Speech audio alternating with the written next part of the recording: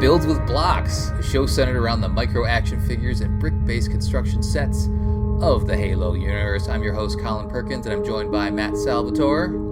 How we doing? I've returned. He's back. And Gabe Clem. The man. Hey, guys. So, we're here to talk about some Halo Infinite, because Halo Infinite finally released. We're very excited. Fair warning, this is a full-on spoiler show. So if you have not played Halo Infinite or the story, then turn back now and come back when you're done, because we're going to be talking about the game and how the toys, the Mega Construx, the Jazzwares, anything else that's out there, are represented within the game. So are they fair representations of what we played? Are they good? Are they bad? What are our thoughts about that stuff? As you know, we usually talk bricks, talk Mega. We're going to kind of cover a little bit of everything today. So before we jump into that main topic, let's go around the table quick and see what we've been up to on the Halo front, because it's more than just blocks these days. We're all excited about Halo and all the great coverage it's had. So I'm going to toss it over to Matt, too. It's been a while, Matt. What have you been up to? It's been a while. I have tripled my Mega Construx collection since the last episode. Right. But Halo centered. I've been able to get the Wasp, the Razorback. Nice. I think I mentioned last time I got the Brute Chopper.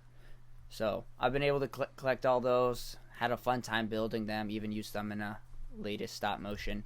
Yeah. But Halo Infinite. I've played it. I have seen the glory that is Halo Infinite. Right. There's a lot Did it to live say up about to it. your expectations, do you feel like? I don't know. Expectations are a hard thing. Yeah, right. I think in many ways it exceeded my expectations, and in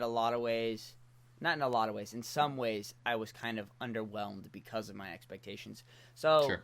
Some things I think were perfect, and others I think they kind of let me down. But on a whole, I absolutely love Halo Infinite. I think there's the good far outweighs the bad, and it's not even close. So I think it's probably going to be up there with some of my top 3 Halos at least. Yeah, and that's only Nice. first time playing. So I have definitely enjoyed my experience there. So you've completed the game, you've played the campaign. What'd you play on, normal or heroic? I did normal because I suck. So I wanted to play the game and just kind of immerse myself without having to die all the time, because that'll just kind of ruin the experience. I had my ass handed to me on normal. So Yep. And then have you? How much have you collected? Are you 100%, or have you gone around and done everything? I'm at 61%. So Okay. I think I've taken out all the HVTs. Nice. And I've taken all the FOBs. And I've taken out some propaganda towers. Main campaign's done, so I'm at 61%. So Nice. That's quite a bit. How about you, Gabe? How's your Halo going these days? Well, like I mentioned in the last episode that I was on, I was very, very lucky, and I was fortunate enough that I got to play Halo early, and 343 graciously sent me a copy of the campaign. So launch day was buzzing. Everybody in the group, and obviously you probably saw on social media, everybody was just exploding with excitement. It was awesome seeing the public's reaction to everything that we had been testing, and it's been a lot of fun. Yeah. Just like Matt, first playthrough I went on normal because, like he said, I don't really like having to focus too much on living as much I wanted to explore, just because the map is so big.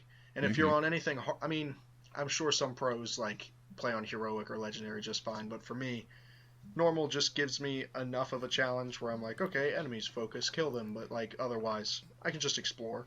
Yeah. I think my first campaign save, I'm at 99%.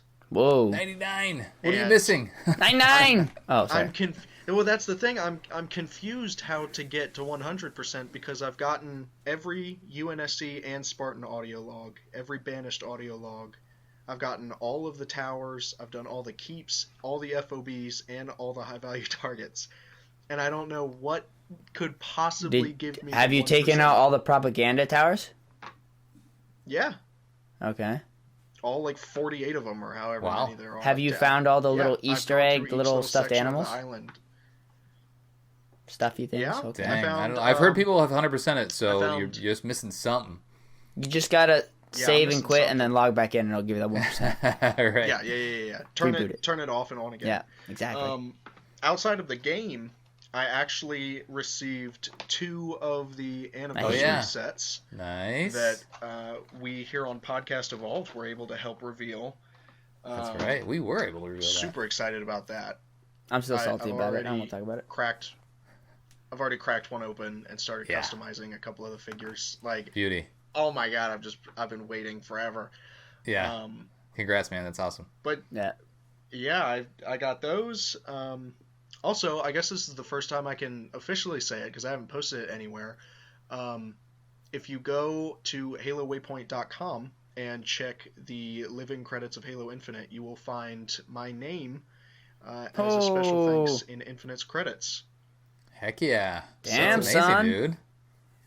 That's super cool. A couple days ago, I was screaming and crying and so excited because I can't believe I'm in a Halo game, but holy crap! We know someone who's in the credits of Halo. Yeah, that's super cool. It's been man. a lot of fun. It's been a whole great time. But yeah, now, I'm excited to talk about the campaign and all the toys. Did you complete all of the campaign before launch day? Yes, the night that I was sent the build, I completed the campaign. Oh wow! You just went for it. I was so excited. I mean, I was on it like all night long. I've been waiting forever. Dang. So you mainlined it then. So you didn't do a bunch of the side stuff. You just went through the story. Yeah, that's mainly what I did. I did like keeps and FOBs here and there just to make it easier for myself. But I didn't think there was a lot of point because the build we got, progress didn't save and achievements didn't unlock.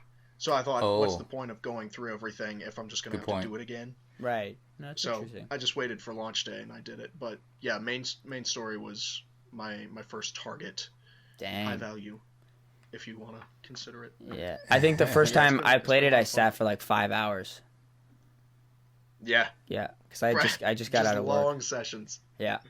I'll tell you, and I'll mention this quickly, for all the people, I will never understand how people do like Lasso Infinite. Like I've seen a few people who have done that already. Normal kicked my butt. Like the first time I played it, maybe it was because I wasn't. No joke. I just wasn't ready for it. But like the bosses on normal, oh my lord, that was tough. Yo, I was not expecting fighting Jaga was like I was like. Yeah, because the camo is so good in this game. He'll be right in front of you and you don't even know it. Oh, his was even better. Like they didn't even give it that. They didn't even give it that shimmer. Right. Yeah. And then they had that little message playing, and I'm like, this ain't like some horror movie creepy ass thing. Yeah. They're like so big. I'm like, shut up, he's in here. That's very good. It was. I'll go quick here. So I put together the Wasp, which I remember when we first saw the Wasp, we were like, that thing's kind of small. Sweet. Because we thought about how it was compared to the Halo 5 Warzone Wasp. Mm-hmm. And having this and playing the game, like this thing's perfect compared to like how it is in the game. Honestly. The Wasp is just a little teeny thing that gets dropped off in front of you. Like it's tiny. So I feel like Mega deserves some props for like you designed this based off of what was in Infinite, as you should have, and it was smaller than the other one, but the other one was bigger, right? I think we kind of talked about that at some point. So they didn't skimp or anything like that. It was just this is what it looked like in Infinite, which I think is great.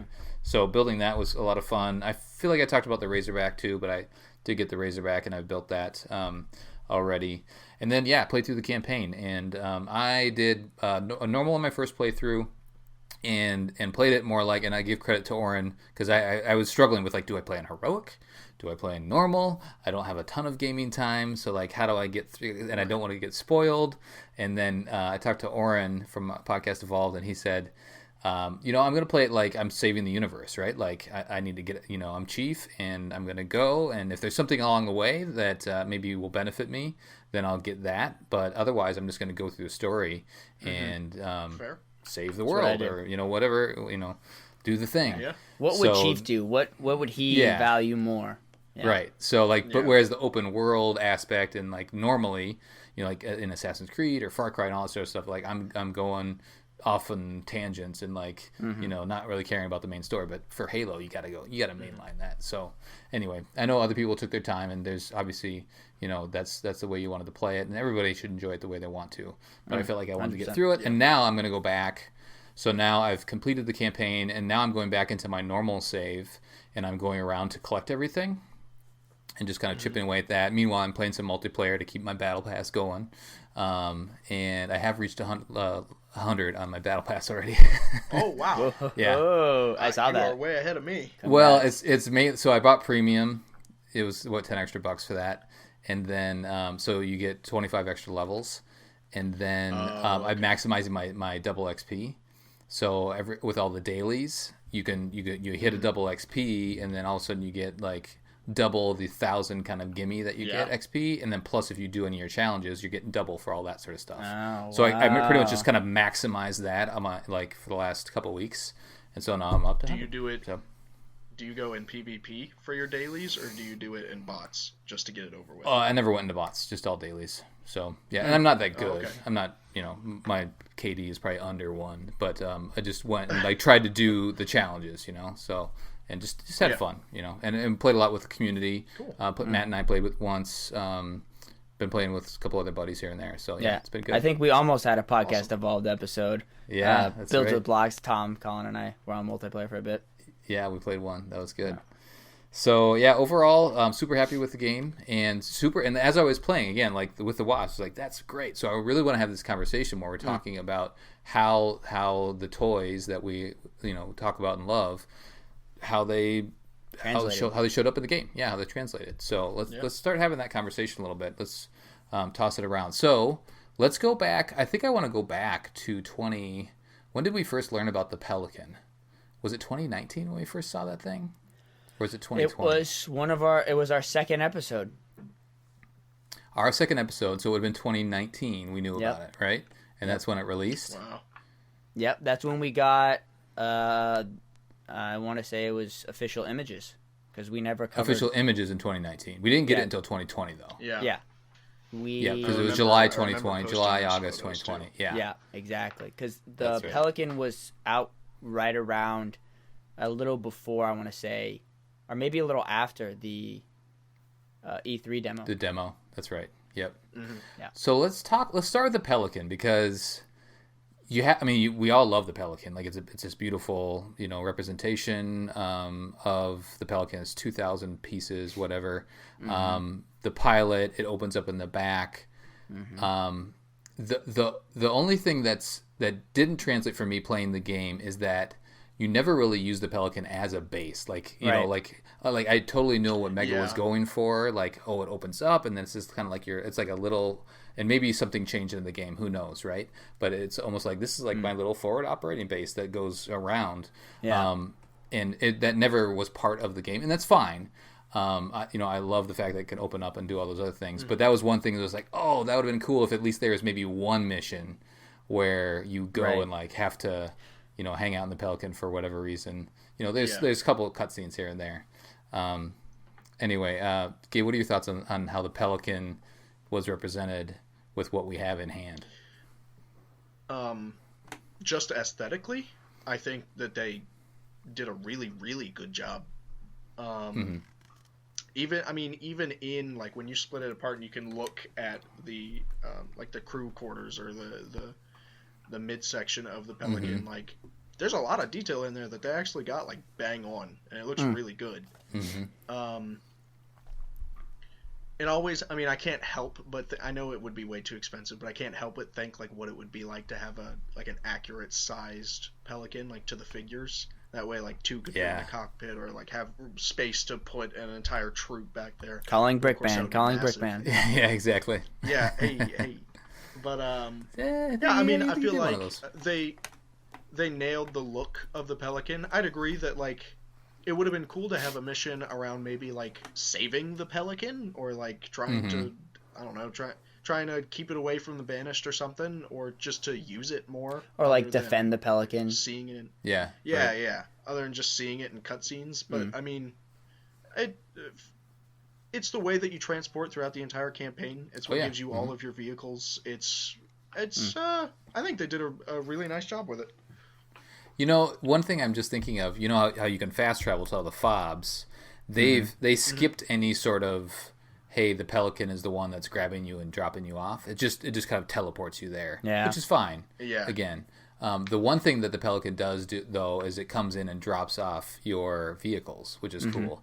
So you go and request the Wasp, you request the Mongoose, and then you look up and there it is, and it's dropping it off. So if you want to know how to attach your vehicles to that Pelican, check out Matt's video on that. That's right, yeah. There you go. I got to come up with one to carry the Wasp now, because I did the Scorpion and the Warthog. Ooh, that's true. Actually, you can see that design in my latest stop motion. I actually have the Pelican dropping off the Warthog, and that's actually being held by the design. I still have it.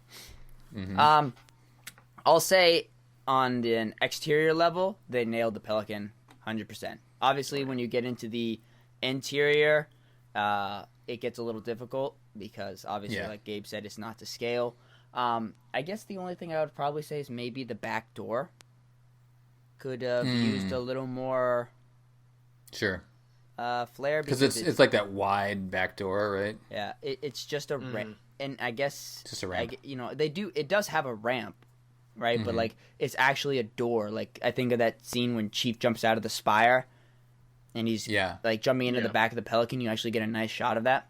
And then I guess I was a little disappointed that the Pelican is just a generic Pelican in there. Like in the cutscenes, I guess when you look at it in the first time when the pilot brings you back, it does kind of look like someone's been living in there. There, like it is a base of operations. But for the rest of it, it just kind of seems like a generic Pelican interior. So I get that if you think about it, the Pelican that we have was like the first mission when the pilot picked you up. Then it kind of feels more like that he customized it. Sure. But other than that, I think this Pelican's absolutely nailed, and I can't wait to get a little Jaeger Radomni to put in the back trying to stab the Pelican. Oh yeah. There you go. That scene that scene creeped me out. I was like. Oh yeah, Jaga. Yeah, we'll talk about them in a little bit when if we get to. This might be a long episode if we get to Jazzwares, but I have him right here. Here he is, Jaga. Let's talk about the Warthog. So at some point, the design that Mega got had the roll bars on it, and then they stripped the roll bars off. Right, like that's the main. Like we love the Roadhog Rally in general. Like we've all said, we love it. And I don't have it next to me, but I think that's the only main difference. And that roll bar kind of on the hood was a carryover from Halo. Was it in 5 too? I know it was in Halo 4. Was it in Halo 5 too? Yeah, Halo 4 and 5. Okay, and so at some point they stripped that off somewhere along the lines. There was that discrepancy where I think the Warthog has the like Halo 3 style turret guards, but then in game it's the Halo 4 one where it wraps around and under, and people were really confused about that. The box, personally, I don't think it makes much of a difference. But so the Warthog's just a mashup. Detail. Yeah, I guess so. It's all a mashup. The 20th anniversary Warthog. I did honestly, to be honest, I didn't even notice that the bars were not there in game. I absolutely love the Infinite Warthog. I love it. It looks amazing. And I think everything I've said about Warthog Rally is still true. I still think it's the greatest Warthog Mega's ever built. It's amazing. So, I'd say I guess, like I said, without the bars and maybe that other thing, just a couple of little tweaks. But I think the color and the feel of it, it actually, I think it grabbed that vibe, just same as the Pelican. I want to talk about color really quickly because this is something I thought about while I was playing, and especially as I can apply skins to my Warthog in multiplayer. Do you think we're going to get some skins? Are we going to get another Warthog, but it's going to be like that Rockstar Black?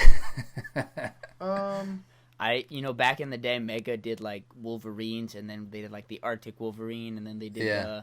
I think it's not above the possibility, especially if especially if I mean, we always joke that there's a warthog in every line, but give them a reason to switch it up, right? Exactly. Yeah, if they need to, they absolutely could. There's plenty of them. And I'm sure we haven't even seen all of the potential coming to Infinite with the skins and everything. I mean, we've only gotten a glance at like 3 or 4 of them. I'm sure there's some really cool ones coming. The one you get, so the skin, and so now we can also, another thing we talk about, and I'll just I'll intersperse this randomly because I don't have it in the notes, but when you bought the Pelican, you got that code for the skin, and that code for the skin is the light blue Warthog, right? So I was driving around. I was like, I played a ton of multiplayer, and I was the only one. Anytime somebody got my Warthog, I was like, ooh, look at this one. This one's nice. Where'd you get this blue skin? Like, that's from the Pelican. Gotta get them Mega Blacks. That's right. So I thought that was good. I hope so. I hope they're going down that line, and I'd be fine buying another Pelican or buying another Warthog or another Razorback in a different color. And it's kind of like in-universe thing. I was really surprised when I went in game and I saw that the coding I got from the Pelican was a blue and white Warthog. Like, I was like, how does this have anything to do with Mega or the Pelican? Because I was expecting it would, if it was any vehicle skin, I thought it was going to have little studs all over it, and it would be like a Mega Construx vehicle. And then it was something completely different. Yeah. And I was like, what? Okay, I guess this is it. Can we just get like a Mega Construx skin for the whole game? Yes, Hagar, man. I was thinking, remember Hagar got canceled? When did Hagar get canned? Did it get canned right around when they decided it was going to be an open world Halo Infinite? Maybe? Maybe? Well, they canned him for a reason. That's what I'm saying. Because I don't have the MCX weapon charm because I never bought the energy sword. And now it's the only thing that I want, and I can't find that energy sword anywhere. Like, it's in the store still up here. I can send you one if you need. Ooh, I might take you up on that deal, Colin. So let's talk about, again, a little tangenty, but so the weapon charm you get with the sword is a little Master Chief, Mega Construx Master Chief, and he has the old style AR, right, which is a little goofy. Yeah, I think it looks great though. Like, the little charm is fantastic, and the one I've had it on my weapon a ton because it's like, perfect, right? Mega Construx, but that thing, like, that it just goes wild all the time. It bugs out all the time. Matt, do you have it? I do have the code for it, but I just think, like, I saw a video of it and I'm like, that distract me. I'd be like, It does distract you a little bit. I'm like, oh no, the enemies are that way. I'd be like trying to shoot my little I'm distracted easily. Yeah, it's a hefty weapon charm, and it like flops around, and like I said, like it glitches out, and it just, like, you'll spawn into the world or to the map, and your thing will just be going flying all over the place. It'll go back to normal when you switch weapons. You switch weapons and go back to it, and it's fine. But it's pretty funny. It is super cool though. Like, I don't know, like just like a little. That's neat. Yep. Another weapon charm, again, sorry for the tangent, is the controller. So I got the Elite controller, and you get a code for a weapon charm. So you get the Elite weapon charm hanging off like your pistol or whatever. It's pretty dope. Really like it. Awesome. That's cool. All right, let's talk about. So we talked about Hog. We talked about Pelican. Let's just talk about the little Mongoose for a second. That was one of the first waves. How do you think, Matt? You got it in hand. What do you think? Yeah, I think this is probably, like, perfect. I guess it doesn't have the little bars either, to be honest. Oh, you're right. Mm-hmm. Yeah. So, I guess minus the bars, I'd say it translated perfectly. Yep. It's a tight little vehicle. It feels small, and it feels like it's kind of going to blow over in the wind, too. Yeah. and that was one of the criticisms of this one for us, right? When we looked at it first, it was like, oh, it's kind of tiny compared to like the one that which one is it? The one that Meal's on, like that really beefy. That's mongoose. That's still good. Yeah, mongoose, that's the best one. Yeah, we love that design, but that's not the infinite design. This is more of the infinite design again, outside those bars. So yeah, I like that. And then there's the gun goose, which we've seen the gun goose that's coming. Yep. And really, it seems like the design, the only difference between the gun goose and the mongoose is just from the Mega standpoint, is they just kind of stuck the guns on the front. Yep. Everything else looks the same, which is fine. That's really all it is in game 2. I mean, yeah, exactly. So, yeah, and I like driving the mongoose around. Sometimes I'll just, instead of calling in a warthog, I'll just call in a mongoose because I just want to go somewhere quick as I'm exploring the world. So sometimes you just want to get on that open road. That's right. Absolutely. Gabe, what do you want to talk about next? We got a big long list. So let's stick with the first wave if you have anything else in mind. I really want to talk about the chopper. Yeah, let's do it. Chopper was second wave, wasn't it? But we can still talk about it. We could talk about the skiff. Remember. We'll talk about it. I just know that, like, when I got in game and I finally was driving around and using the chopper often enough, that was probably one of the single best translations from game to block or toy form that Mega has ever done. Totally agree. It looked so spot on, down even to the very colors. Yeah, and this looks tough. Whenever I love getting in the chopper because it's just tough, right? Like and it can take a good amount of damage, and they can't really get to you if you're going towards them, right? You're kind of hiding behind that giant wheel, and it just feels like such a brute vehicle. Yeah, and they did such a good job turning it into a banished brute vehicle. And it's such a brute vehicle too. Like it's like a charge, no armor in the back, brawler. Like. It's like totally how the brutes fight. Like, we are going to run you over and not turn to our back, and we're not going to show our backs to you. Yep. I love it. Exactly. And I think back when we were talking about this, I still say it's the best one Mega's done yet. So, seeing it, and there's something so amazing about having it in hand and then seeing it in game and then being like, wow, perfect. It's like a really good feel because like as soon as you're driving around, you're like, oh, I'm gonna go get my chopper and have it with me. Exactly. Set it next to you while you're driving around.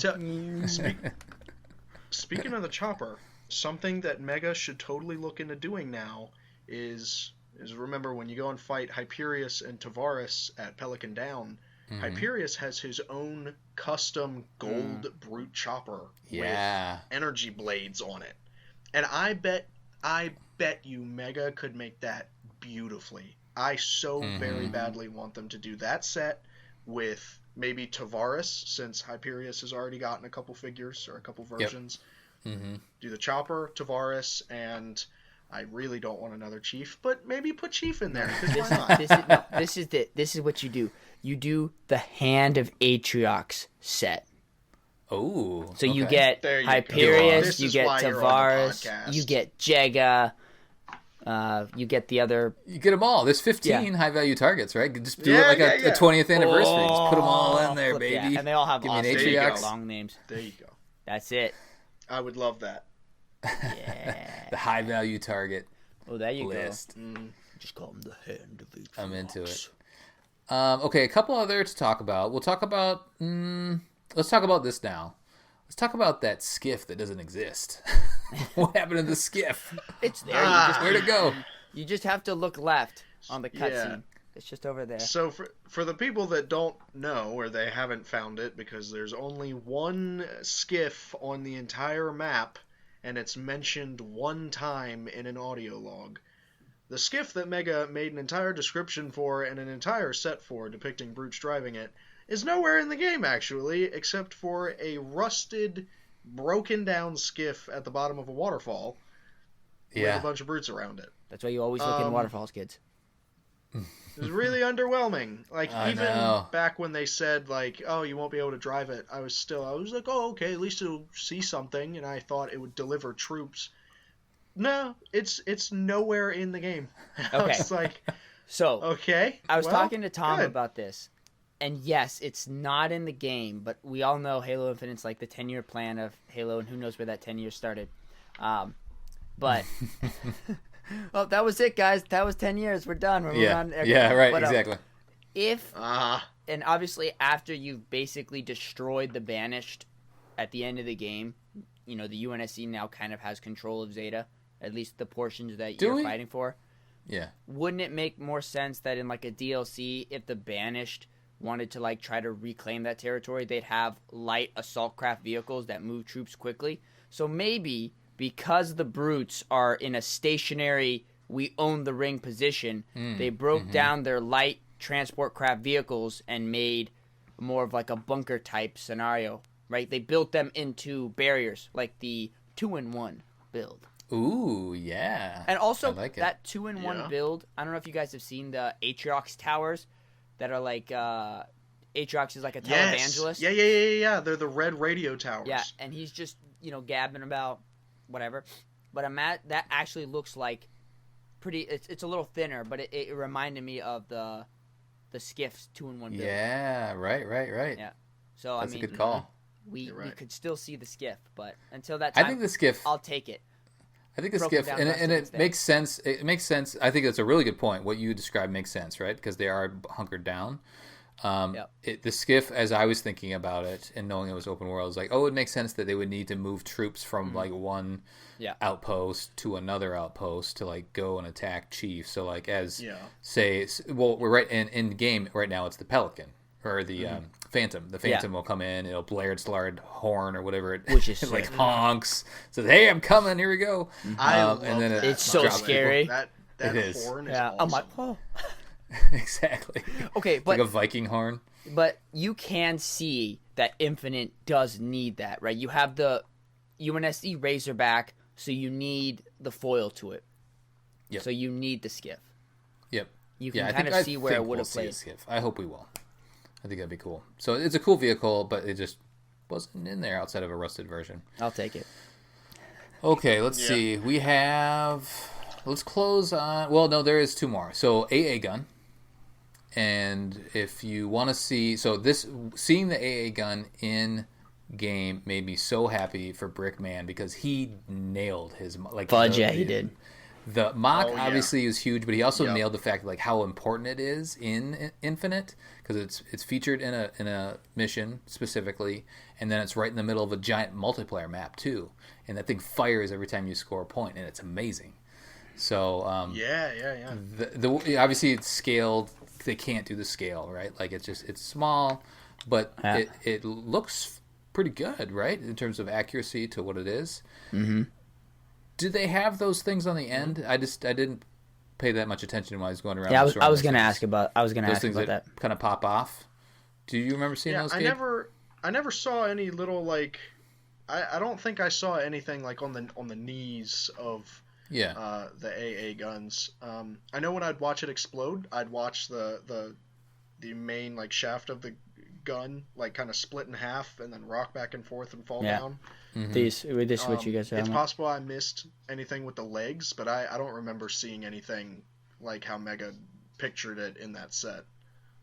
I don't remember it being as pronounced. There might be something, but it's not like but it's also so big, like when you're going into that thing, like I guess it's just it didn't seem like it was like you said, pronounced. I think what interested me the most was that the way that you took out, and maybe on later AA guns you won't deploy the weapon to destroy them. Maybe you'll just hit these. Right. But if you look at like the way this is built, it obviously looks like these are meant to be destroyed. Mm-hmm. And if you look at even in the Adventures of Zeta Halo, that amazing stop motion that Mega put out, Chief shoots those. Right. That's what I'm thinking of. Yeah. So perhaps at one time that was the way you destroyed the AA gun, because to me that feels very Halo. You have to destroy the legs, and then you got to destroy. Like very much like how you would take out a Scarab. You take out the legs, and so this would like expose something like it was the shield or open. I don't know. You know what I mean? Yeah. So I think maybe we'll see that later on down the road, or maybe it was just something that was scrapped. Yep. Time. Yep, that's a good point. Good set though, and we'll talk about characters in a while. But that's the first time we saw Hyperius in that set. Mm-hmm. Yep.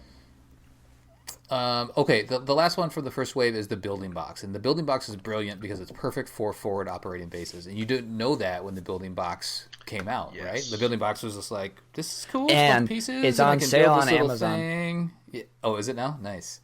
So go grab that if you don't have it. But you can essentially use all those pieces to create your own little forward operating bases around, your mock or whatever else. And I think it's brilliant. I think it's perfect. Yeah. I built a forward operating base. That's right, you did. And by the time this episode is out, you should see it. It doesn't have a whole because I left most of my mega building blocks in a different location, so I just used Legos for this one. So I got to go get them, but one day I'll use the building blocks. But it's a good opportunity to stock up on those building boxes because I think they really allow you to build the terrain of Infinite. So. Mm-hmm. Yep, absolutely. Yeah. Perfect set for that. Mm-hmm. Okay, so let's talk about the newer sets. We already did cover off on the Chopper. The Razorback. Do you want to talk about the Razorback, Gabe? Like this thing? We've talked about it on the episodes, but this thing, we finally get to drive this thing, which is great.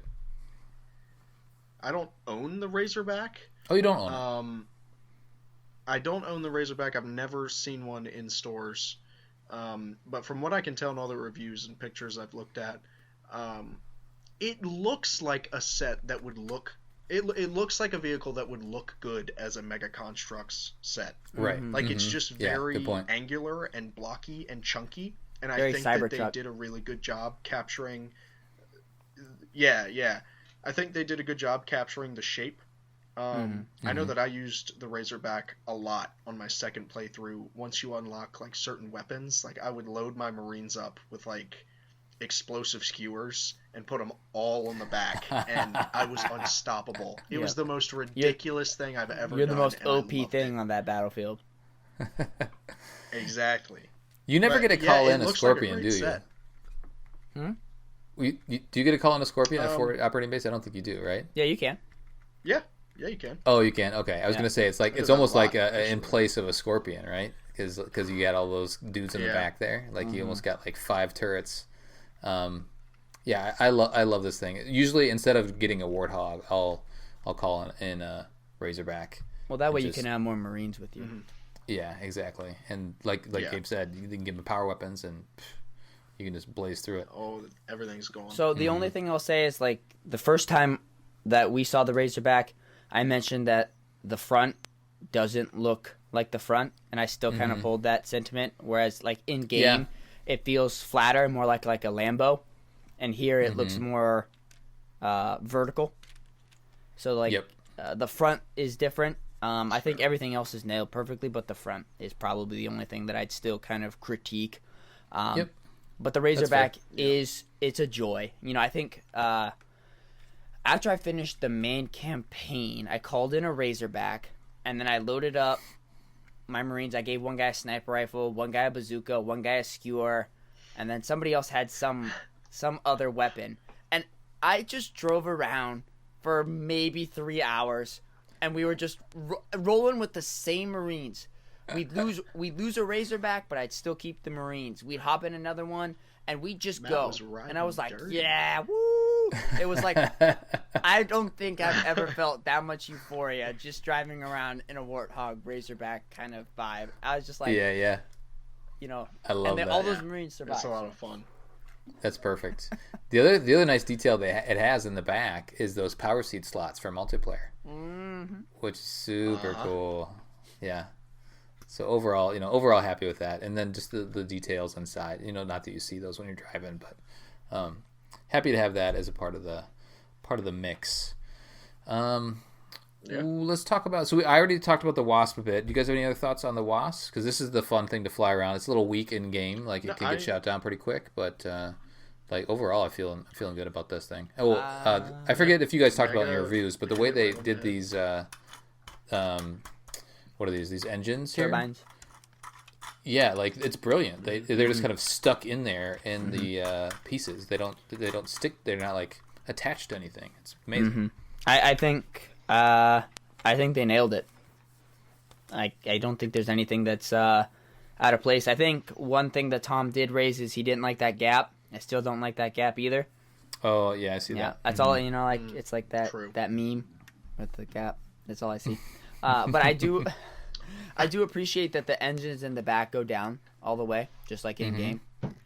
Maybe it could have used a little more of a smoother surface, but other than that, I say it's perfect. I say it's right amazing. On. Yeah, I love it.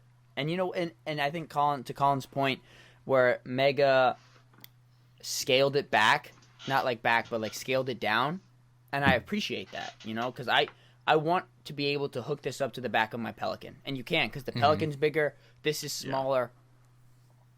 I appreciate that. So, bravo. I think it all works out.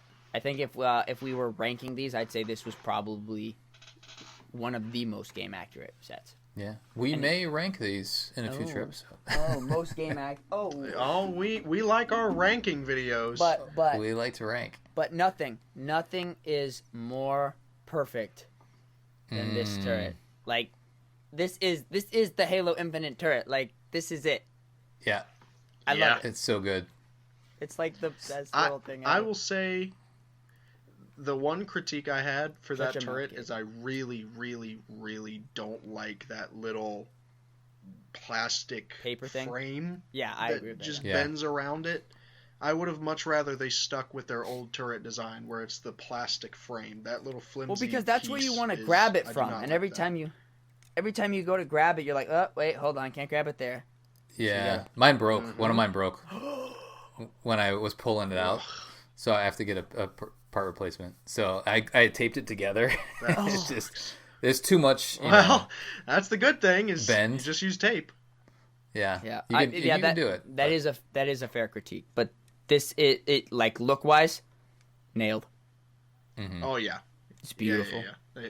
They did great on that. Yeah. Yep, and they in the build they have the alternate where you pop the shield off, right, and then you stick something else on the front, so you can see what it looks like without. Yes, you're right. That It's this energy piece. shield. Yep. Yeah, I put it on the side right down here. Yep.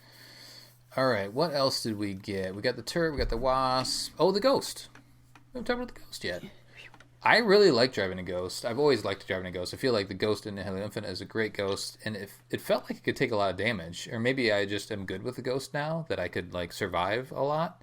That might be it, because vehicles didn't last for me long at all. I felt like I was like Really? constantly like Tony Stark with his Iron Man suits. Oh, it's done. I need another one. I feel like the ghost was tanky, but movement on the ghost is abysmal. Like, I hate driving a ghost on anything that isn't one of the direct roads that are on the map. because of the if you rocky hit a terrain? pebble, the whole ghost gets stuck or it flips over. Oh, bro, I've gotten so Like, many vehicles stuck. I Don't even cannot talk. stand how... I can't stand how low to the ground the ghost sits. Like, anything it touches will stop it in its tracks, and it really just bothered me. Interesting. Maybe they have it down so much because, like, if a brute sat on it, it'd be like. Maybe. I'll tell you. As for the set, or the little... For the build that they did, I think the build looks amazing. I kind of wish the plasma cannons on the front would have been a little more angular instead of just the regular ghost plasma cannon pieces that they use. Just because in game, that's one of the only other identifying features is it has those really sharp, angular plasma cannons pointing out the front. Yep. But other than that, I feel like they nailed that build. It looks great. I hold on one sec. Oh, here it is. I don't want to use the word strip down, but I guess I'm gonna end up using that word. Compared to like the Halo Wars Banished Ghost, which I prefer. But this one is very close to the if we're talking about game accurate, it's very close. It feels a little simplistic in its design, but I would say the main elements are there. You know, like you show this to anyone, it's like, yeah, it's the Infinite Ghost. Like, yep. And it's mainly the front, right? It's the exactly. back where it gets a little light. Yeah. But yeah. Well, yeah. Like the this part is okay. It's just this part right here. Yeah. And where I feel like where he sits. Well, even this one's kind of stripped down. Like I still think the benchmark for amazing ghost is the ghost that Jul Mandama came with. Yeah, I think that's the greatest ghost because it's even got like the little footrests. That is a really good one. Yeah. I think if we just not cover the Banshee, that might be the only thing. Yeah, Banshee's our last. Well, can we technically classify the Scorpion tank 20-in-1 build as an infinite Scorpion tank because they're very similar? Yeah, I mean, again, I still haven't built mine. You're the one that's done it, so okay, go ahead and talk about that. Okay, so with the... Oops, I just killed my Emil Warthog. I mean, Mongoose.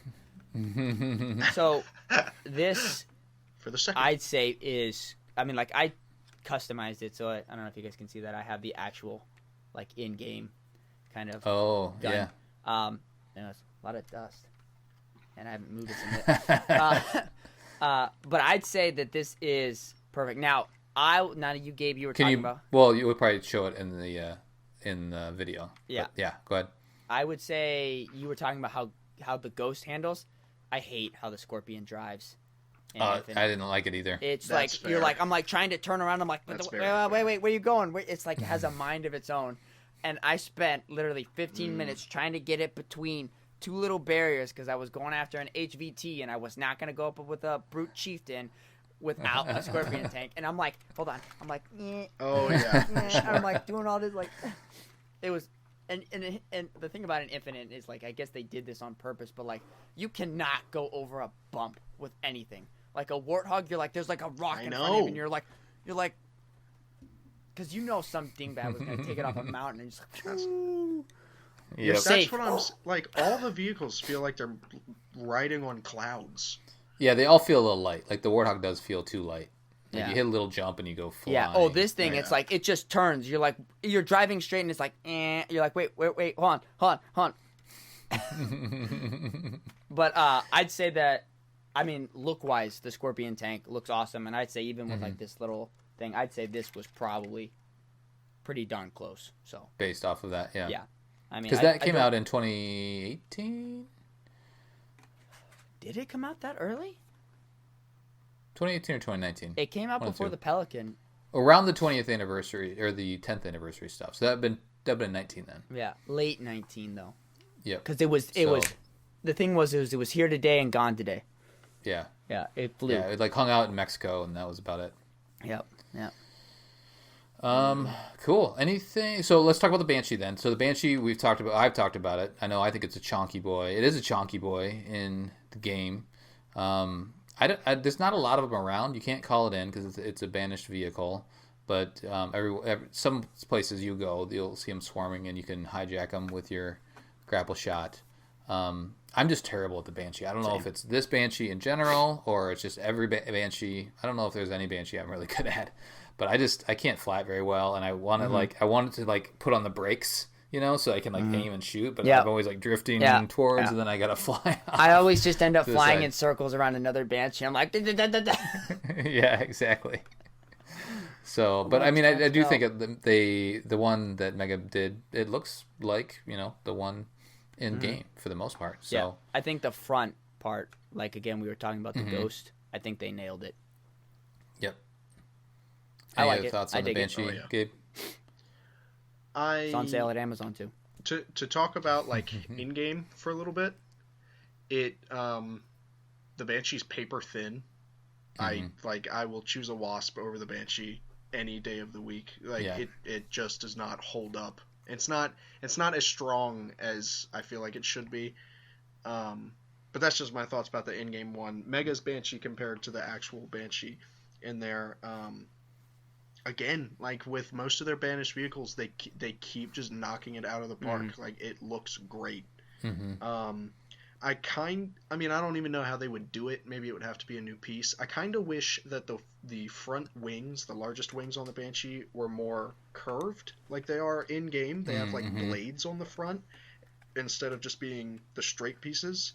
Yep. I feel like that's just one of the real identifiable parts of the Infinite Banshee. But outside of that, just like everything else, design is awesome. They nailed the look again. I also the only thing I'd say is I think in the front like plasma section, it feels like in game there's like here it feels like there's a piece missing. Like if you see the gap, like I feel like there's the top of the weapon. Right. Is I honestly, to be honest, I haven't really stared at the vehicles in Infinite. Like I haven't walked around. Yeah. You know what I mean? But like I remember. You haven't? Like this feels like it's missing this. Just as if I would make a critique. Sure. Okay. All right. So I'm looking at time, and I know we got to talk about these figures. I don't think we're gonna cover Jazzwares today, so we'll talk about Jazzwares a different day. Even though, like I said, I got my Jega here. That sounds. That's a good plan. Well, we'll just bring him in because I want to talk about Jega. You can still talk about Jega if you want, but we'll focus on Mega, and then if we get through the rest of the characters and figures in general, right? Because we see like jackals and all that other good stuff. Maybe we can do a little speculation at the end, like what we want to see. But let's switch gears to the figures, and I'll let Gabe start. Which figure you want to start on? All right, going straight in with the big guy. Escharum. Oh, so he came with the chopper. Not the green big guy? And not the green. No. Enough about that guy. Escharum is such a cool figure. 100%. Like, I know that like not everybody's happy about the scaling of brutes and everything, and in game he's a really tanky guy, but the way that Mega designed his suit is super cool because instead of a vest piece that just slips over the torso, he's got he's got a chest and a back, and they clasp together like a Spartan. And they managed to get his little ornamental, like, I don't even know what you would call them. Handles. Like the little prongs sticking off of his chest. They're like ranking symbols, Those even have the little detail on them. Like, they look amazing. And his head mold has his little chin, and he's got the scar on his eye. Like, I'm obsessed does he have with that the one figure. I have 2 of them now. He's got the one red eye too. Yeah. Because he's got like figure. one. Or no, I think it's just a hole. Yeah, it's a hole. The Mega Construx figure, it's just a hole. Yep. But they poked the hole on one side. I have 2 of these now, and I'm getting ready to make a custom Escharum with his. Speaking of, so Escharum in game, by the way, oh my god, that boss fight was terrifying. And like, I never want to do that again. That was horrible. That was the scariest thing ever. At you.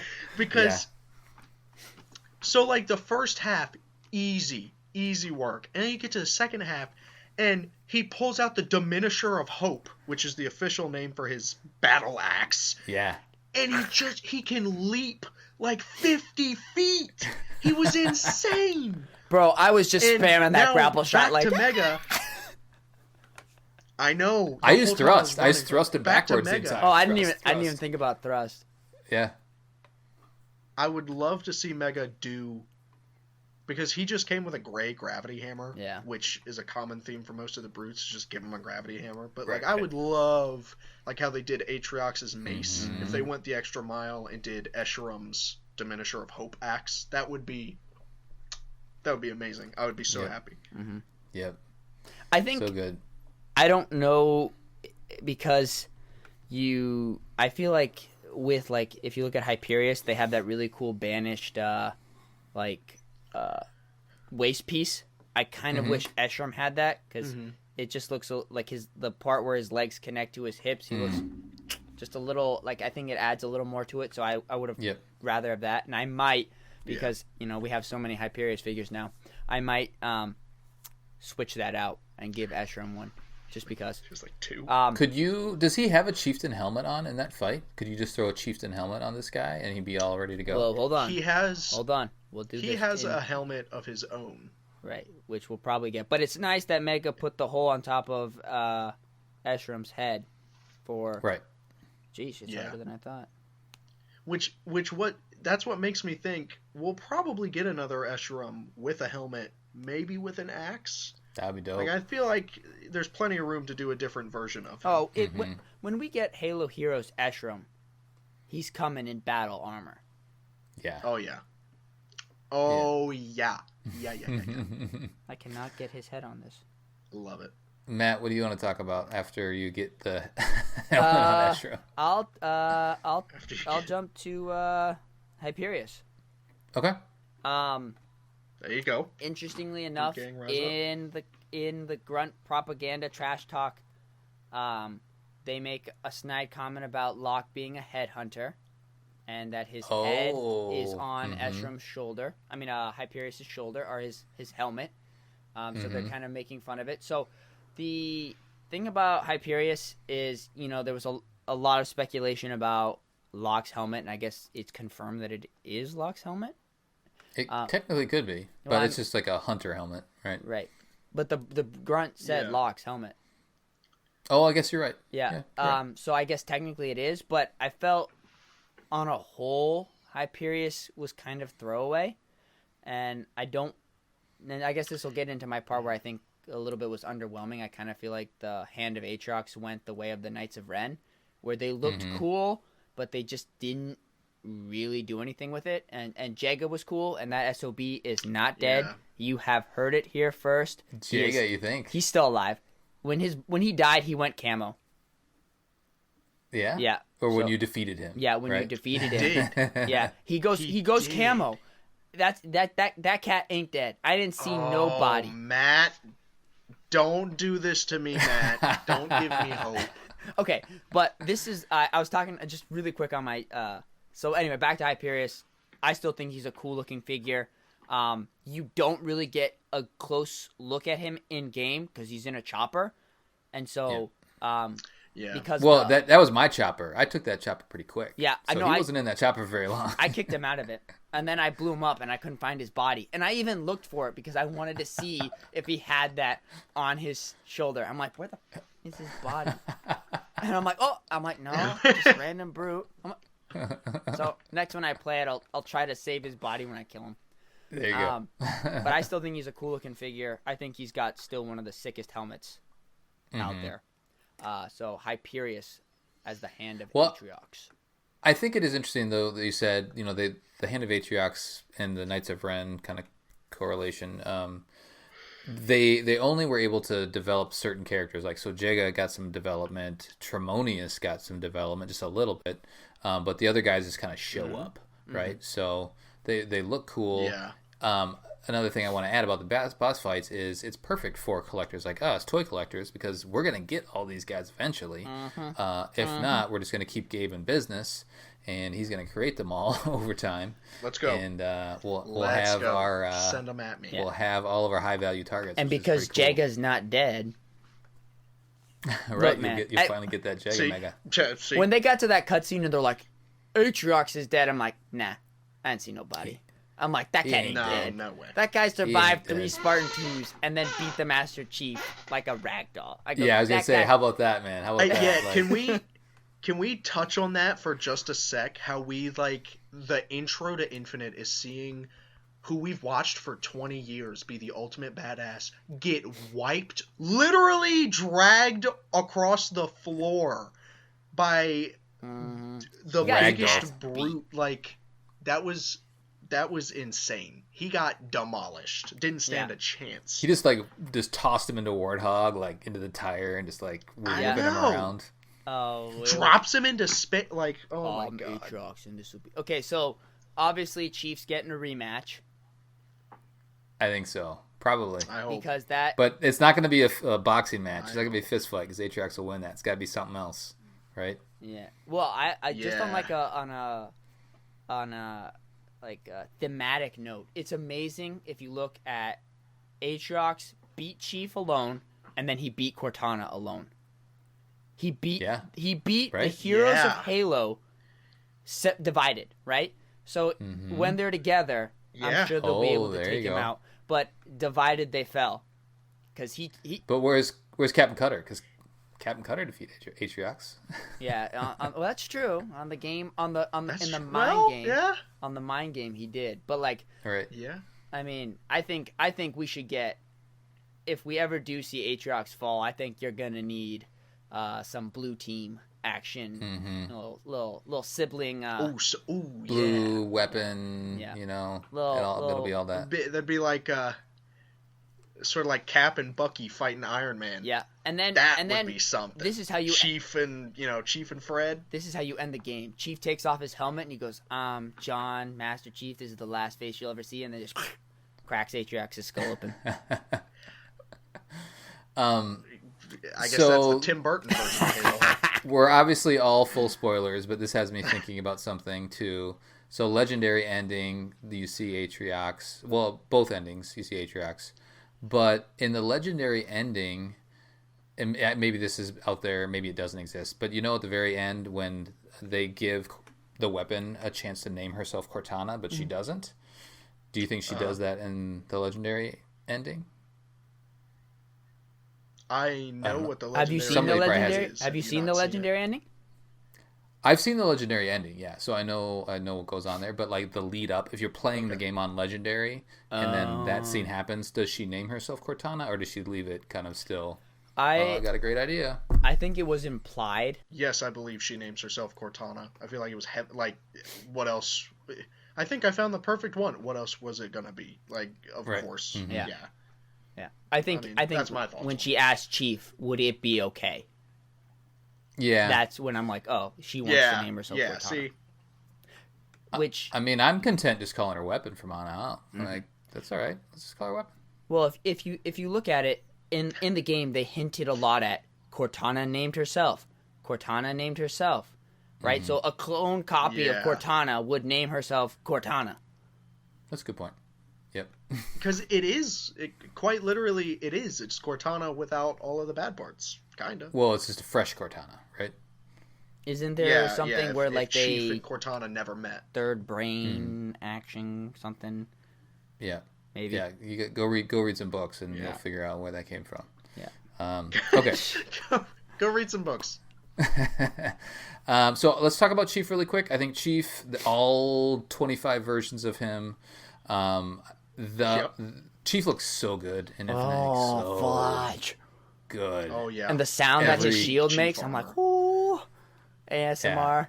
Yeah. Every cutscene, like I'm just looking at like his biceps and his like chest armor, and he looks so tough. Yeah. The armor, they did change the armor from the 2020 E3 demo thing. It was lighter, and then it's darker now. Yep. So is the Halo Heroes 14 Chief? Is that more of the darker armor? Yes. More in line with the game? That's actually very dark. I would agree. I have him in box. He is dark, way darker. But yeah, okay. I feel like they made that adjustment probably. Which is a good adjustment because Chief is sick. Yeah. Because I'm looking at I know we weren't going to talk about Jazzwares, but the Jazzwares one that I have in front of me, it is a lighter green. And I think the earlier Infinite Chiefs we got were lighter green. And that's fine. Like, the armor looks good still. The Warthog Rally Chief, just that kind of like fresh, clean looking Master Chief figure, I feel like that color green's actually pretty close. I was gonna say light. Pelican. I mean, it's like right in the middle. The Pelican. Yeah, Pelican. With the Pelican is a good one because it's got like the gray, I think like right silver now, outlines. I think right now he's my favorite. Mm-hmm. Here he is. Yeah. Yep. Yeah, that's pretty accurate. There he is. Chief. But that was the first wave of sets, so yeah, that's a good point. So should we talk about Pilot quick? Yep. Oh, I don't have him. Pilot. He's I will say, I don't know. Yeah, like, am I allowed to talk about his name? Because go for it. Yeah, it's a spoiler, but we've been spoiling everything else already. I mean, I already told everybody Jag's alive. So loudly when I got to the end of the game and he said, "Oh, my name is Esparza, Fernando Esparza," and I don't know if you all saw it, but like there was this enormous rumor where everyone thought that this leaked thing from a data mined Halo something, Lucas Browning, they thought that was his name.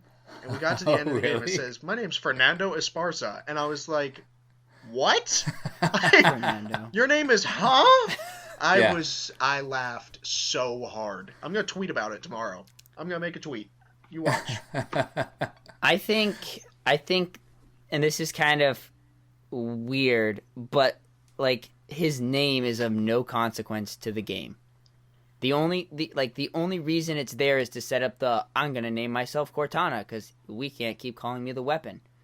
Right, that's like, a good point. Yeah, it's like it doesn't make any sense why why it was a secret. Right, he could have just had I don't care if he was a civilian contractor or a Marine. He would have had like a little name tag, right? Like, Lieutenant, or something. Fernando. Can you imagine if we got to the end of the game and they were like, "What was your we can't keep calling you, we don't even know your name. What is your name?" And he was like, "Well, you may have known me as Noble Six." I aim to please. Be like, what? If that guy was Noble Six, I'd be like, wow, he just lost all his courage. Yeah, he went down the drain quick. My assumption is that it didn't matter who he was really. Like he was a human. He was the that everyman. had a family, but like his actual name doesn't really have any consequence in relation to Chief because there is the human connection, right?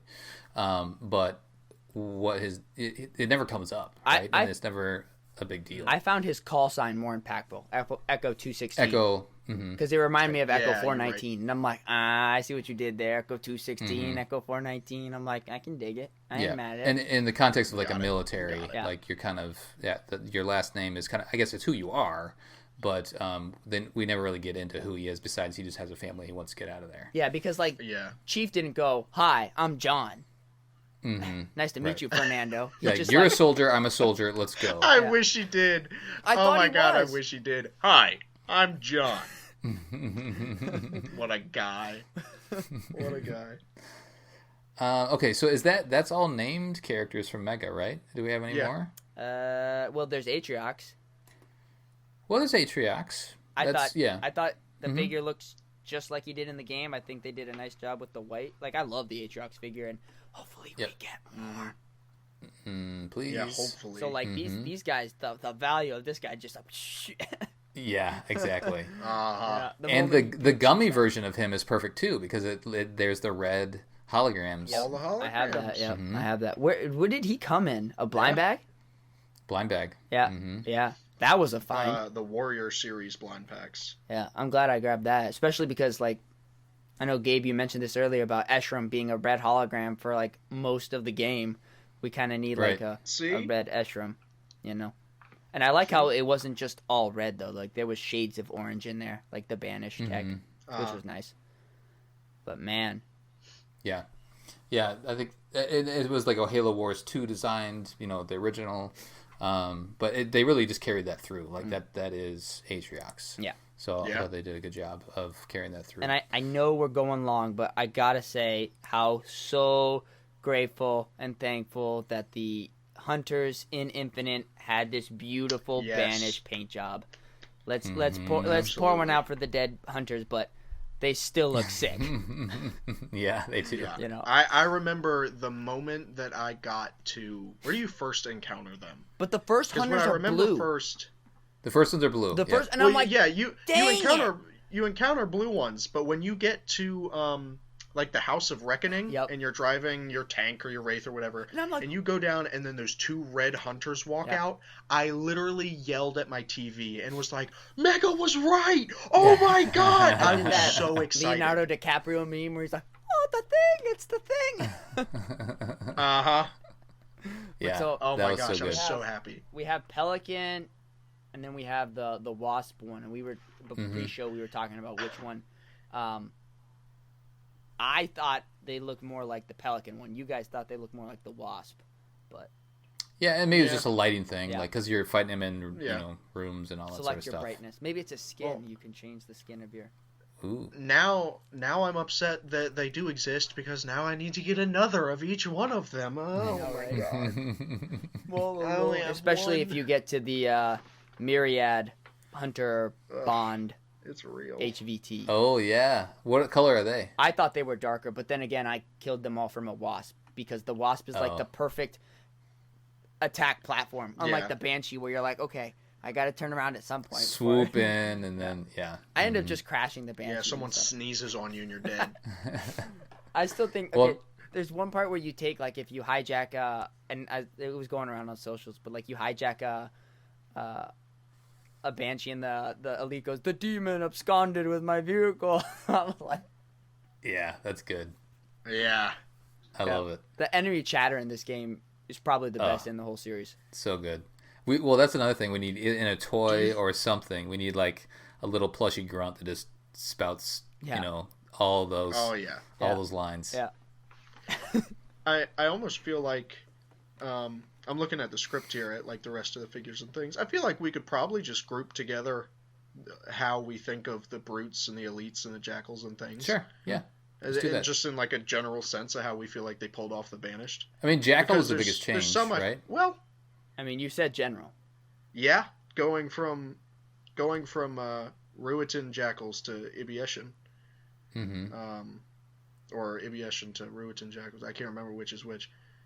All I know is the new Jackal molds look sick. I'm really excited for the Sniper Jackal that's coming out. Yeah, I haven't even seen that one, but I already know that like that's going to be one of my favorite figures ever. And back to the like going to elites once again. I'm going to praise the Elite Warlord because, oh my God, what a sexy mold that is.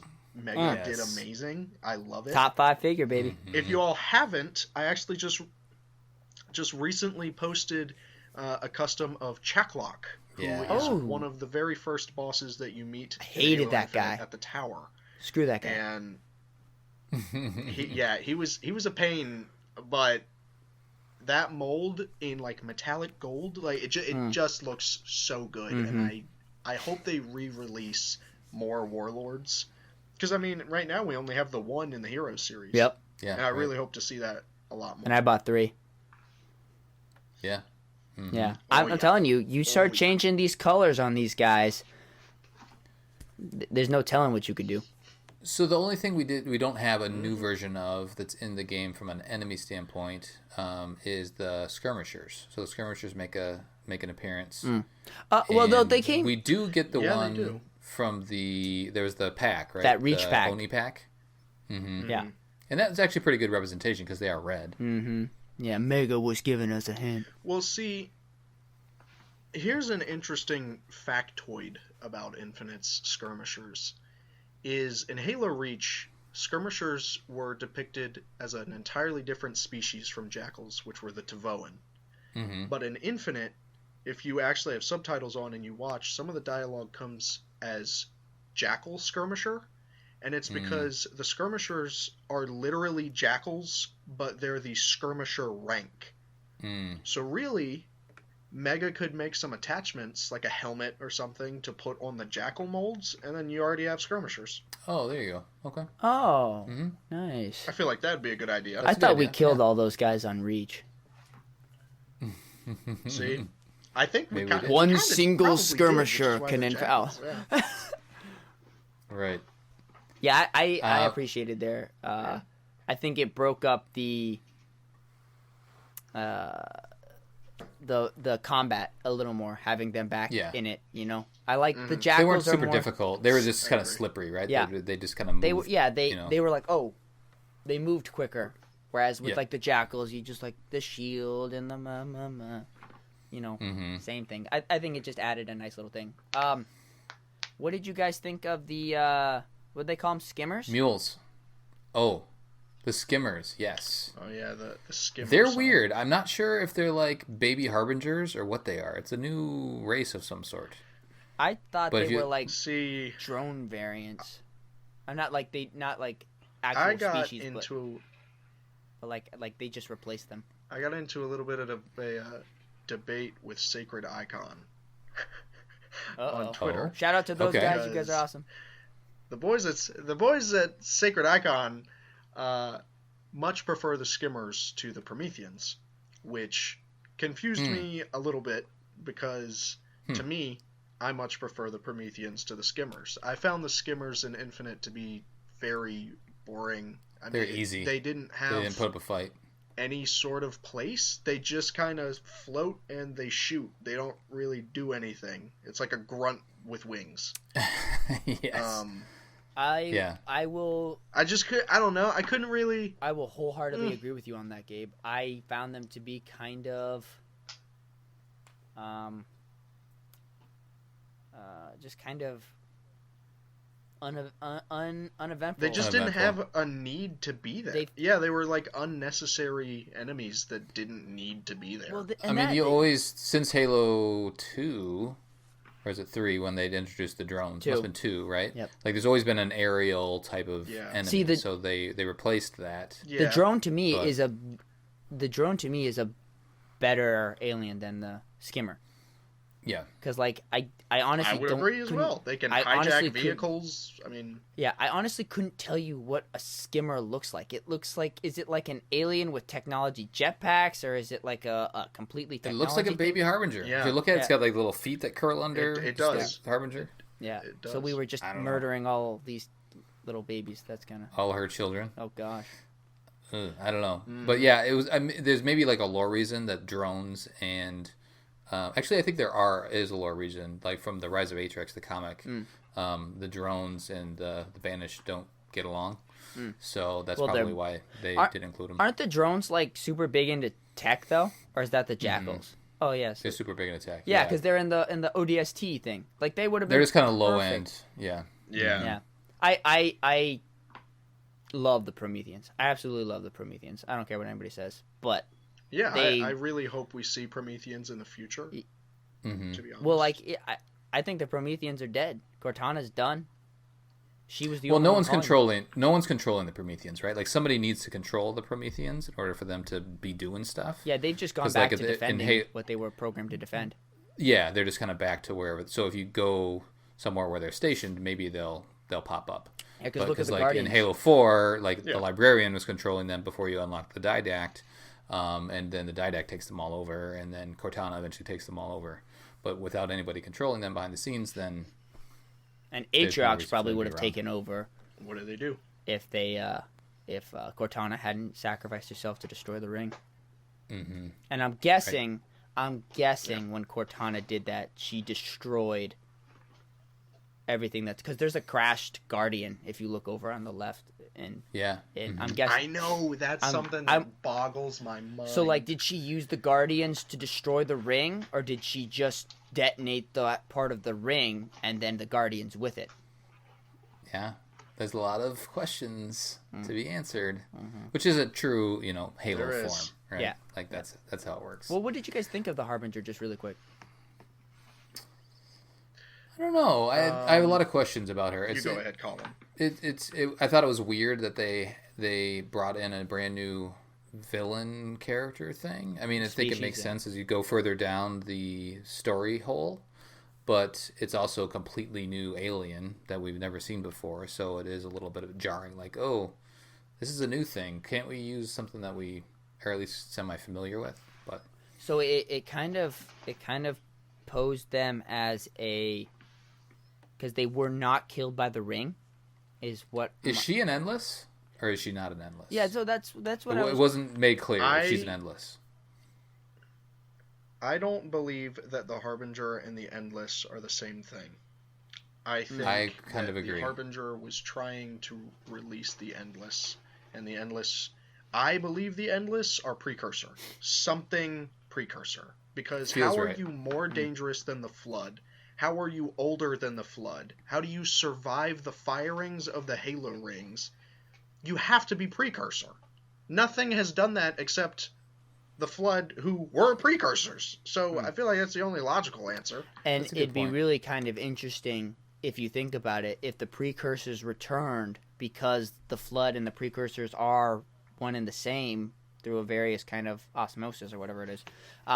It would be interesting if the precursors then control the Flood and they bring them out to attack. So I tend to agree, because Harbinger means like someone who hailed the coming of. Mm-hmm. So to me, she was like the trumpet blast. Matt with the literacy. Yeah. The trumpet blast to announce the Endless have returned. Mm-hmm. Though she was pretty salty against the That's Forerunners. True. So either... Yeah. Well, the Forerunners defeated the precursors, right? The precursors made the Forerunners, and the precursors made humans. The Forerunners knew about the mantle of responsibility. The precursors gave the mantle of responsibility to humans. Forerunners didn't like that, so the Forerunners killed the precursors. So maybe they indexed the precursors into dust. So then, then why would the precursors be mad at humanity? Why would they team up with the Banished to kill humanity? Don't know. See, that's something. Yeah, so we'll find all that stuff out. We need DLC 343, please. Right. We'll find out that humanity was the one that actually destroyed the precursors. So we'll eventually get an endless figure, and we'll find out what that is. The only thing we didn't mention was the Grunt Mule, and I thought the Grunt Mule was, I think, spot on. Like that when you saw that first Grunt Mule like coming towards you down the hallway, you're like, hey, that's the thing. And then you killed him, and then his weapons flew all over. It was perfect, right? It made total sense. Like that's why I have a UNSC weapon in the middle of this Forerunner building, is because this Grunt Mule was carrying it around. I also like that the brutes carried human weapons. You know, I don't really remember seeing a brute warrior that we got in the Heroes. Like, I don't ever remember seeing this really cool Banished armor. Yeah, I don't know if we did see that. That's a good point. The armor was different from the brutes. There was, the problem is that their shields, like, and it was like blue. The shields covered up a lot of what the color was, but there's those guys that like drop down and are like usually carrying a rocket launcher, but they don't have a helmet. I don't think. The guys that charge you don't. They have helmets. Oh, are these guys the guy that charge you?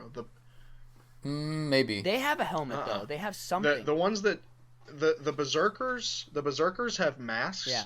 Right. The gold ones have helmets similar to like a miner or like the under part of a chieftain, but those from the Heroes are the same model as the purple shotgun brutes, except they're purple. Interesting. And I know that because I made a custom one of those, and I had to reference a bunch of those pictures, and the armor is the same. Yeah. It's just, it's not that This figure still remains sublime. But yeah, I don't remember seeing it in Infinite. Yeah, that one's dope. Yeah. Infinite Marines. Pretty awesome. Oh yeah, the Marines. That's the other thing. Marines are good. So like that Marine pack, like that's perfect, right? Because you get a ton of Marines, and you get the one guy that just got his T-shirt on and he's bald and all that. Like that's perfect. So hopefully you grab some of those, and they're on shelf right now. There's lots of them on shelf, which is perfect for all of your Infinite mocking. Yep. There you go. Grab a bunch of those. Already got two more. Perfect. Yep. Does those come with the little blasts too? Your what do you call them? For when you do your stop motion, the muzzle flash. Yeah. I don't remember, but I remember having a bunch now, so I want to say yes. Yeah, because one of your stop motions, you have like a bunch of muzzle flashes going on. So that's where that comes from. Yeah, that was. They used to put them a lot more in sets. But no, I have a bunch. Yeah, for my like my Become Hope one. Right. Yeah. Cool. Yeah. So overall, they're good because you get the and the other thing is the Marines you upgrade, right? As you're upgrading your forward operating base, like the Marines become better equipped, and they have better. Yeah, sniper, rocket, all kinds of stuff. Yep. And so their armor looks good. Yep, and there is good gender diversity too in game. Yeah, like you have, I was rolling around with 2 female Marines the other day. It was perfect, right? Yeah, so that's all good. I think it was Joe that was saying that originally the Marines kind of stayed where they were, like where you found them or around their base, and he's like, no, they need to join you on your adventure, just like CE. And I love that if you walk up to a Marine. And I kind of wish they went the way of the Reach, where it shows you their names, like this person's in your company. Oh, that'd be cool. Yeah. But there's like this blue little bubble that comes around them, and they're like, "Hey, we're hanging with the chief." And so it's kind of neat that you're like, "Oh, little thing, the little dot pops up." Yeah, like, hey, and they're like on your lead, form up on the Master Chief. I'm like, yeah, that's man. I want to go play some. I want to play some Infinite now. Fudge, Let's go. Let's go. I'm gonna go find Jagas. I'm telling you, man, that kid is alive. Yeah, you heard it here. That's a PE exclusive. So I think that's good. We've talked about all the Mega stuff. We just have to talk about the other stuff in a different episode, because otherwise we're going to go for a couple more hours. Yeah. There's Jazzwares, there's Nerf, there's the 1,000 Toys, there's the Cable Guys thing. Like, there's a lot of stuff out there that I feel like we can talk about, and how it's representing, in the games and the multiplayer, all that sort of stuff. So we'll cover that separately. Before we close, do you guys want to talk about any community shout-outs? Matt, I'll start with you. Community shout-outs. Yeah, I'll shout out DC Outlaw.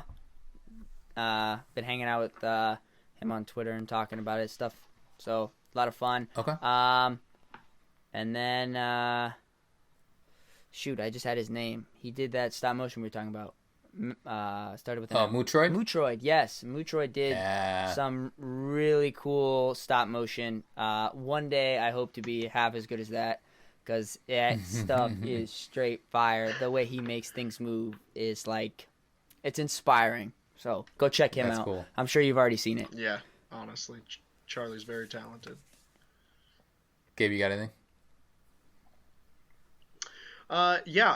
So I did a shout out to this creator on the last episode for his custom pieces, but I once again wanted to give a shout out to Sassy Crocodile, except this time on YouTube, for his Chief versus Banished Outpost video, which, by the way, has 169,000 views in a week. Yeah.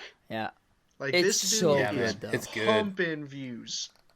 It's so good. The way he did the shields. You should definitely go subscribe to Brody if you can. Yeah, the shields and like the grapple shot. Yep. He has like give a little slack. Oh, it's very good. He's a master craft. He did a great job. I hope one day to be half as good as him too. I think we always shout him out, but again, just back to Brickman, like, back that AA gun is so perfect. Yeah, that project is just perfect. He took a chance on it, and I think he nailed it too. Oh yeah. 100%. Not only what he created, but like how important it is in the game. So well done, sir. Looking forward to maybe having you on a show soon. Talking about we'll throw a little teaser. Yeah, come on back. Maybe. Well, shout out to everybody that's like playing Infinite right now. Hope you're all loving it. And John on the drift. Yeah. Hope you guys are enjoying it. Hope you're kicking Banished butt. Yeah, like you absolutely. do. Mm-hmm. Yeah, want a quick shout out for all our patrons. We've got a bunch of patrons recently, which is fantastic with Podcast Evolve. So thank you for joining. And that will do it for the show. Thanks for joining Builds with Blocks. If you like the show, as I said, feel free to join Podcast Evolved on Patreon. Until next time, evolve. Evolve. Evolve.